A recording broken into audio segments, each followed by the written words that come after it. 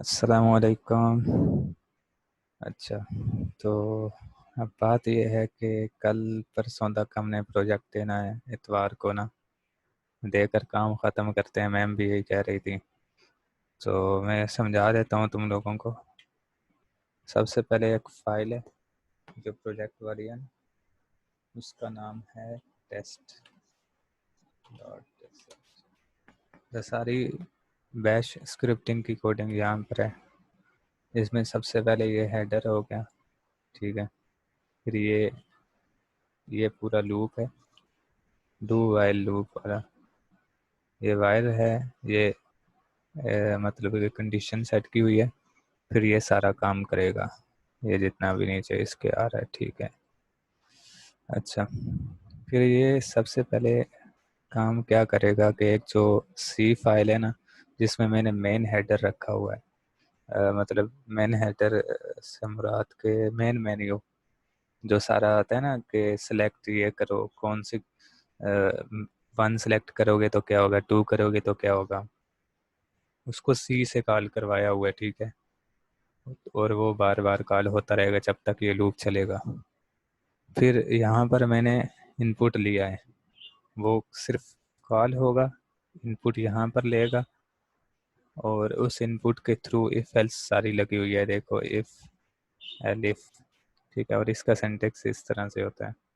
अच्छा, अगर 1 एंटर करता है यूज़र तो 1 से सिंपली है list all file and directories, ये वाला, ठीक है। तो इसमें सिंपल सी कमांड जो यूज़ हुई है वो ls की है। ls से सारी फाइल्स और डायरेक्टरीज शो कर देती हैं, ठीक है। फिर है सेकंड वाली, अगर वो 2 इनपुट करता है, यूज़र 2 इनपुट करेगा मतलब कि क्रिएट न्यू फाइल, 2 से क्रिएट न्यू फाइल बनेंगे। फिर उससे एक और इनपुट मांगेगा कि किस टाइप की फ़ाइल क्रिएट करना चाहते हो, वो सब ये है, ठीक है। 1 है तो सी, 2 है तो dot S H, dot T x T 3 के लिए। और उसकी आगे के मज़ीद ये इफ एल्स लगी हुई है और सिंपल। अच्छा, अब देखना है कि फ़ाइल क्रिएट किससे होती है न्यू फाइल, तो टच की कमांड से होती है। जैसे वो 1 एंटर करेगा तो सी की फ़ाइल क्रिएट होगी, फाइल नेम, तो ये touch file name dot C. सिर्फ फाइल नेम एंटर करवाना है, उसको बोला हुआ है विदाउट एक्सटेंशन के एंटर करो, ठीक है। तो फिर जैसे ही वो एंटर करेगा लिखा आ जाएगा फाइल क्रिएटेड सक्सेसफुली। अच्छा, ये बाकी दोनों के लिए भी सेम ही है, बस जो मेन कमांड है ना वो ये है टच की फाइल कमांड, इससे हमारे पास न्यू फाइल क्रिएट हो जाती है। फिर 3 है, अगर वो डिलीट करना चाहता है कोई भी एग्जिस्टिंग फाइल तो वो 3 एंटर करेगा। 3 एंटर करने के बाद उसको नाम एंटर करना पड़ेगा फाइल का, ठीक है, जो ये यहाँ पर इनपुट लिया हुआ है। जैसे ही एंटर करेगा सबसे पहले कंडीशन है चेक होगी कि फ़ाइल एग्जिस्ट करती है कि नहीं। उसकी कंडीशन ये है -f, मतलब कि वो वाली फ़ाइल, ये वाला जो फाइल नेम है -f फाइल नेम, ठीक है। अगर एग्जिस्ट करती है देन ये वाला कर दो, रिमूव कर दो उसको rm, और ये वाला फाइल का जो इनपुट लिया था यहाँ पर। तो ये भी सिंपल ही है, बस सिर्फ ये है कि ये एग्जिस्ट वाला जो कोड है ना ये न्यू है हमारे लिए। बाकी रिमूव से तो सिंपली कुछ भी रिमूव हो जाएगा, फाइल रिमूव हो जाएगी कोई भी, ठीक है। अब ऑप्शन 4 पे आते, अगर एग्जिस्ट ना करती हुई ना बोल देगा उसे कि एग्जिस्ट नहीं करती, ट्राई अगेन। अच्छा, ऑप्शन 4 एंटर करेगा तो उससे मतलब रीनेम करना चाहता है फाइल को, कोई भी फाइल है उसको रीनेम करना चाहेगा तो सबसे पहले वो ओल्डर नेम, मतलब जो पहले वाला था ना ओल्ड नेम, वो एंटर करेगा विद एक्सटेंशन। उसके बाद फिर चेकिंग होगी, यही सेम कोड होगा कि फ़ाइल एग्जिस्ट करती है कि नहीं। अगर फ़ाइल एग्जिस्ट करती है तो ये वाला पार्ट हो जाएगा सारा। और इसमें जो मेन चीज़ है वो ये है mv की कमांड। mv से हमारे पास होता है रीनेम, मतलब कि मूव कर देना फाइल के नेम को ओल्ड से न्यू में। तो जैसे ही एग्जिस्ट करेगी वो उसको बोलेगा अब नया नाम एंटर करो यहाँ पर विद एक्सटेंशन, ठीक है। और अगर वो सी की है तो अगर अब उसकी एक्सटेंशन वो डॉट एस एच रखना चाहता है तो हो जाएगी। ठीक है, तो बस ये वाली कमांड है जिससे रीनेम हो जाता है।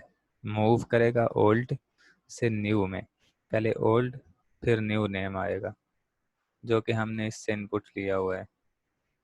अगर इसको ट्राई करना हो तो ऐसे करो, कोई भी फाइल का नेम MV लिख कर यहाँ पे ओल्ड पहले वाला नेम लिखो जो उस फाइल का है, और यहाँ पे जो नया नेम लिखना चाहते हो तो सक्सेसफुली रीनेम हो जाएगी। ठीक है, और अगर फाइल एग्जिस्ट ही ना करती हुई तो फिर ये वाला पार्ट चलेगा। अच्छा, 5 इनपुट पे है एडिट करना फाइल के कंटेंट को, फाइल कंटेंट जो भी है। फाइल नेम एंटर करेगा एक्सटेंशन के साथ। सबसे पहले चेक होगी फाइल एग्जिस्ट करती है कि नहीं। अगर फाइल एग्जिस्ट करती है तो हम उसको नैनो में जो फाइल एडिटर है उसमें खोल कर फाइल को शो करवा देंगे। अब उसके साथ जो मर्जी है करे, भले उसको डिलीट करे, कुछ उसमें ऐड करे, मतलब मॉडिफाई कर सकता है। ठीक है, वो ये है, इसमें कोई इतनी कमांड ऐसी नहीं यूज़ हुई क्योंकि सिंपल हम नैनो एडिटर खोलेंगे, बाकी सारी कमांड्स वहीं पे होती हैं। वो सेव करके बैक होगा तो फिर यहीं पर आ जाएगा। ठीक है, और सक्सेसफुली वो प्रोसेस हो जाएगा जो भी उसने ऐड किया या डिलीट किया। और अगर एल्स का पार्ट चला तो वो फाइल एग्जिस्ट नहीं करती। अच्छा, 6 इनपुट अगर वो देता है तो 6 से मुराद है एंड सर्च करना फाइल को। जितने भी फाइल्स हैं ना उनमें से कोई भी अगर वो सर्च करना चाहता है तो उसके लिए सबसे पहले उसको एंटर करना पड़ेगा फाइल नेम विद एक्सटेंशन। ठीक है, फिर एग्जिस्टेंस वाला कोड यहाँ पे भी है कि फाइल चेक होगी, अगर फाइल एग्जिस्ट करती है तो ही सर्च होगी ना। अगर फाइल एग्जिस्ट ही नहीं करती सबसे पहले तो हम सर्च ही क्यों करें, क्योंकि सर्चिंग इसकी बड़ी जो है ना टाइम लेती है लिनक्स में, इसमें उबंटू में या क्या कह लो। वो लाइन बाय लाइन जितनी भी हमारी डायरेक्टरीज होती हैं ना उनमें लाइन बाय लाइन जाके हर एक फाइल को चेक करता है। और इस कमांड ने बड़ा ही तंग किया था, इसको अपने पास देख लेना चलाकर। ठीक है, तो ये वाला कोड है एग्जिस्टेंस का। अगर एग्जिस्ट कर गई तो वो उसको बोलेगा searching for file, file found, उसका क्या दे देगा, ये पूरा रेफरेंस, क्या कहते हैं यार इसको,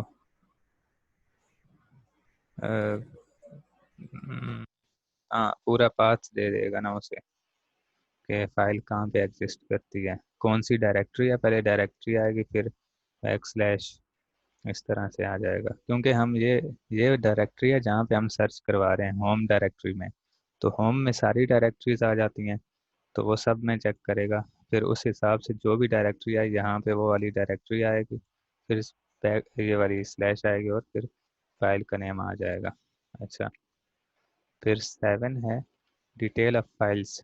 अगर डिटेल मतलब कि फाइल की प्रॉपर्टीज देखना चाहता है कि वो फाइल कब क्रिएट हुई, ये वाली, ठीक है ना, कब मॉडिफाई कब हुई, कितने साइज की है, ये सारी प्रॉपर्टीज वगैरह इससे आ जाएंगी। एक कमांड है वो एंटर करेगा सबसे पहले फाइल का नेम, फिर चेकिंग होगी फाइल एग्जिस्ट करती है तो उसकी प्रॉपर्टीज दिखा दो। स्टैट की कमांड है ये, देखो STAD, आगे फाइल का नेम लिखो, इस फाइल की जितने भी प्रॉपर्टीज है ना वो सारी शो कर देगा। अगर एग्जिस्ट नहीं करती तो वही एल्स वाला चल जाएगा। 8 है व्यू कंटेंट फाइल हेयर। अगर वो कंटेंट देखना चाहता है फाइल का, सिर्फ देखना चाहता है, उसको एडिट नहीं कर सकता, रीड ओनली। ठीक है, सिर्फ मतलब उसको रीड कर सकता है, कुछ उसमें राइट नहीं करेगा। तो उसके लिए उसको 8 इनपुट देना पड़ेगा, उसके बाद फाइल का नेम देना पड़ेगा। ठीक है, जैसे ही फाइल नेम दिया उसने सबसे पहले चेक होगी एग्जिस्ट करती है। अगर एग्जिस्ट करती है तो कैट, ये हमने कमांड पढ़ रखी है सिंपल, कैट से शो हो जाता है जितना भी कंटेंट है फाइल का। तो ये भी सिंपल कमांड है, अभी तक कोई ऐसी आई नहीं कमांड जो मुश्किल हो। अच्छा, नाइन है सॉर्ट करना फाइल कंटेंट को, जितना भी फाइल का कंटेंट है फाइल में उसको सॉर्ट करना। तो वो सॉर्ट कर देगा।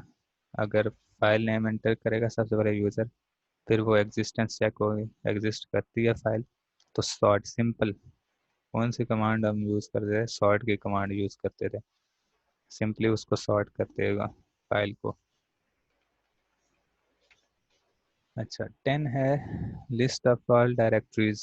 अच्छा, सिर्फ अगर यूज़र चाहता है कि मैं देखना चाहता हूँ डायरेक्टरीज ही, फाइल नहीं देखना चाहता साथ में, ls, सिंपल ls की कमांड नहीं यूज़ कर रहा, ठीक है। वो चाहता है कि अब वो सिर्फ डायरेक्टरीज देखे, फोल्डर देखे, तो वो कौन सी कमांड है? ये वाली है, ls-t। ls से अगर हम सिंपल लिखते थे तो सारा सब कुछ लिस्ट हो जाता था, लेकिन यहाँ पे -d हमने फ्लैग यूज़ कर लिया डायरेक्टरी का। और स्टैटिक स्लैश का मतलब है करंट वर्किंग डायरेक्टरी में जितनी भी डायरेक्टरीज हैं सारी शो कर दो, इसका मतलब ये है, ठीक है। अच्छा, 11 का मतलब है list of all file with particular extension. अब फाइल को वो अगर मैं चाहता हूँ कि मेरे पास सिस्टम में करंट वर्किंग डायरेक्टरी में या जितनी भी .c वाली फाइल हैं वो मैं देखूँ, और उनमें कोई भी .txt की फाइल ना आए, .sh की फाइल ना आए, मतलब सिर्फ c वाली फाइल आए मेरे पास, तो वो इस 11 कमांड के थ्रू होगा। सबसे पहले वो एंटर करेगा कि कौन सी टाइप की फाइल वो देखना चाहता है, .c वाली, sh वाली या txt, ठीक है। इनमें से एंटर करेगा और फिर उसको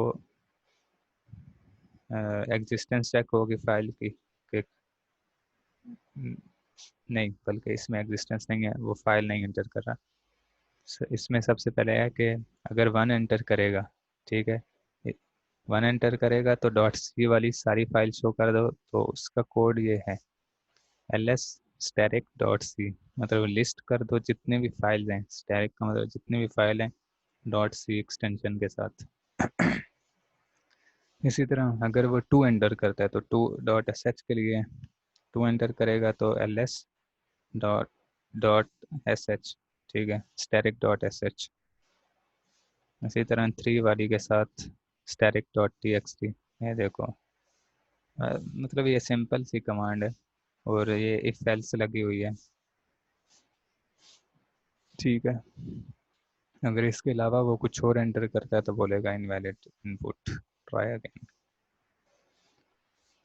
अच्छा, अब है 12। अगर वो 12 एंटर करता है तो टोटल नंबर ऑफ डायरेक्टरीज देखेगा। ऊपर था कि डायरेक्टरीज सिर्फ शो हो रही थी, उनकी नंबरिंग नहीं बताई थी कि कितने हैं टोटल नंबर। अब अब शो नहीं करेगा बल्कि सिर्फ ये बता देगा कि हमारे सिस्टम में या करंट वर्किंग डायरेक्टरी में कितनी है डायरेक्टरीज।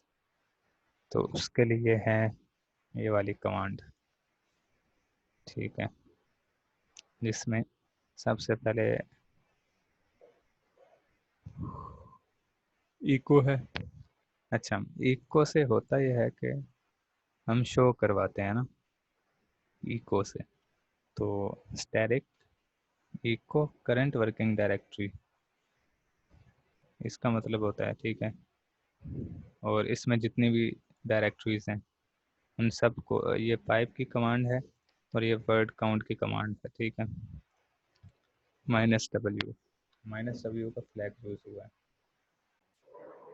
अच्छा, देखो, इको स्टैटिक इसका मतलब है कि करंट वर्किंग डायरेक्टरी में जितनी भी डायरेक्टरीज है ना उन सबको लिस्ट कर देगा। फिर ये पाइप यूज हुआ है और उसके बाद जैसे ही वो वर्किंग डायरेक्टरी लिस्ट होंगी ना उनको काउंट कर देगा, क्योंकि वो एक एक वर्ड में आ जाएंगे।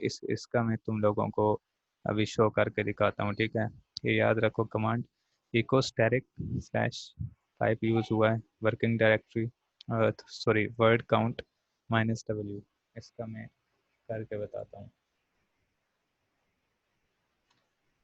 देखो, इको स्टैटिक स्लैश, इससे जितनी भी डायरेक्टरीज थे ना, ये देखो ये सारी डायरेक्टरीज है मेरे पास और ये 7 हैं, ठीक है। अब मैं अगर पाइप यूज़ करता हूँ वर्ड काउंट का -w, वर्ड काउंट कर ले, ठीक है, इसी के साथ ये सारी डायरेक्टरीज हों, फिर वर्ड काउंट हो इनके, और -w का मतलब है कि वर्ड को करो, WC-W वर्ड काउंट करना है आप। तो ये पहला वर्ड है, ये दूसरा है, ये तीसरा है, ये चौथा, पांचवा, छठा, सातवां, तो ये हमें 7 रिटर्न कर देगा।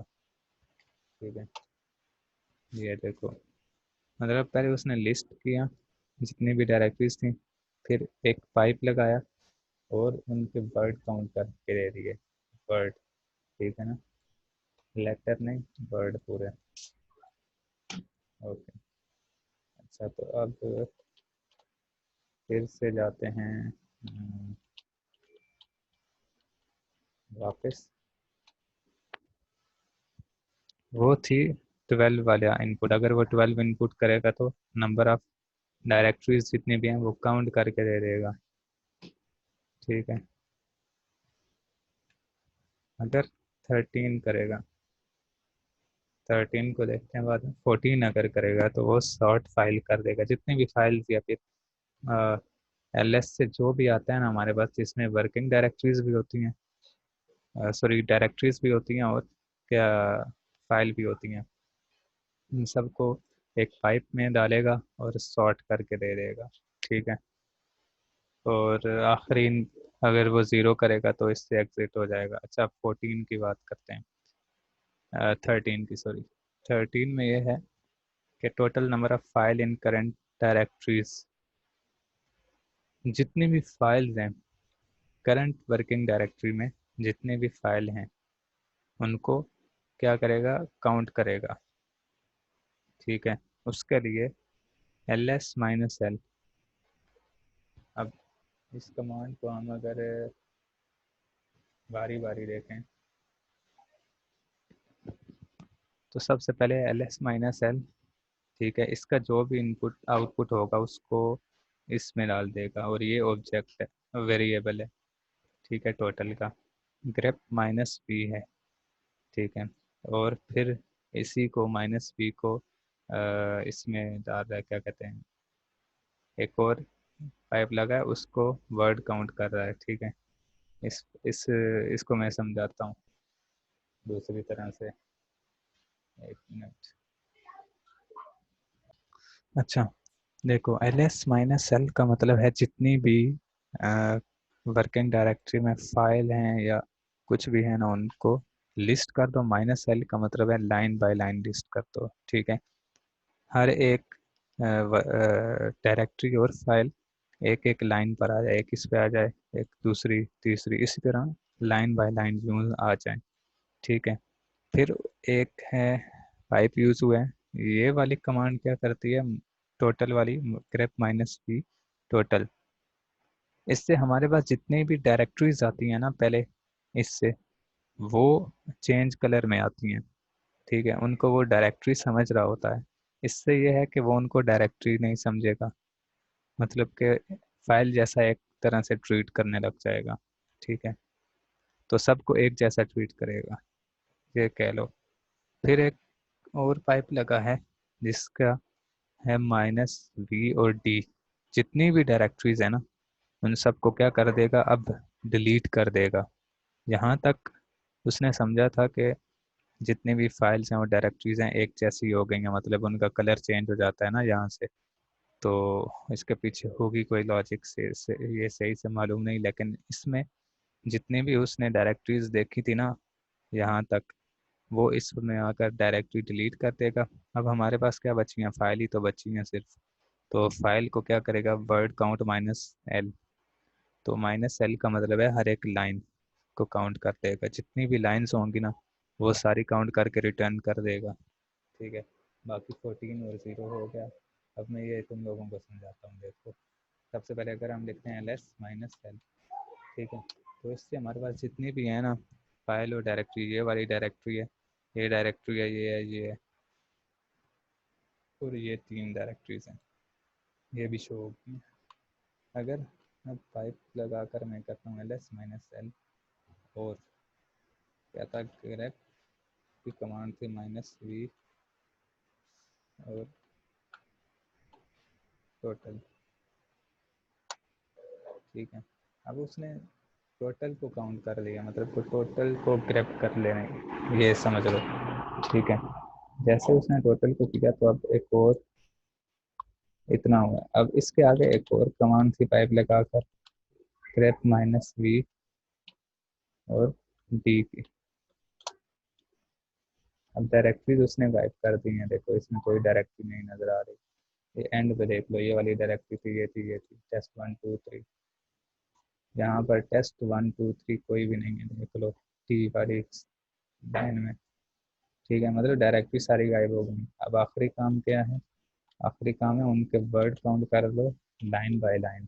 तो ये जितनी भी लाइंस होंगी ना, उनको काउंट करके रिटर्न कर देगा 42।